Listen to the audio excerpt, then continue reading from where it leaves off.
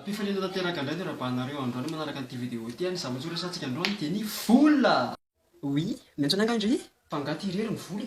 Vola taratasy resahako fa tsy vola poposika alina. Ny vola ohatra zareo no zatry ny fiainana ary ny vola no maharanga betsaka ny zavatra tsy mandeha raha ohatra tsy misy ny vola. Fa tsy azoko fa maninona ny olona mindrana vola rehefa takiana aminazy ilay vola ny andraminy dia izy indray ny tezitra. Tsy arakaraka ilay paoziny indramana an'ilay vola iny akory. Telo lesy mba vonjeo kely mba ampindra amin'ny vola amin'ny lesy fa tena misy zavatra tena ilaiko vola zay lesy. Kozy vely za nefa lesy zao tena ataon'izany lesy fa tsy telo lesy mba sofiro solda amin'ny disiny iny laha dia efa averiko. Mampalahelo koa le ry le. Ok ary fa tena midisy e.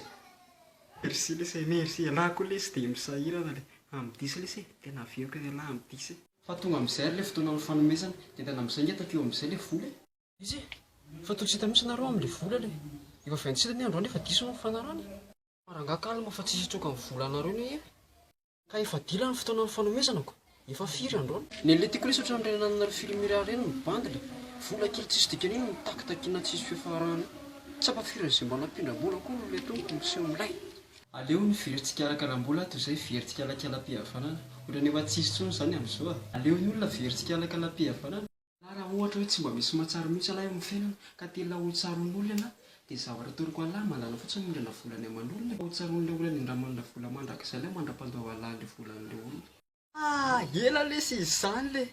Fa iza moa? Za lesy e. Za le nampindrana roanjato any lahy tamintsika mbola sisy izay me. Tsy na mbola nanaovana photocopie lahy tamin'izany dia izany nampindrana any lahy. Tamin'ireny le mbola 20 fanaovana photocopie. Eno marina le ary tena matadidina le ty alahy zany e. Za ohatra efa tany amin'ny sixième tamy lesy efa tamy 2001 ely ty zao efa 2022. Zanakitsika ary zao efa misy anankiray avy. Ah, tsy dia le alahy loatra ny tadidiko fa le 200. Ary naloavy amin'izay raha ngafa efa niakatra koa ely ty zao vidina sikary.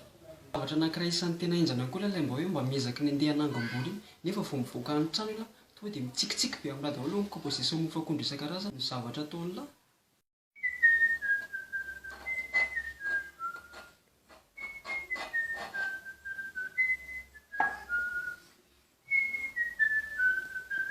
Zavatra anankiray isan'ny tena ireo raha be notontsika ihany koa tamin'ny mbola kely rehefa le mba tonga ny vahiny tao amin'ny lisany tao amin'ny lisany natao ny tena ny lisany dia nambana amin'ny égoute kely any lahy dia avy eo miala mamaly lisany le vola mampamangy ary fa taizanao nahita vola tany amin'ny tonton ay taty aprima ty amin'ny eny aingana zanako.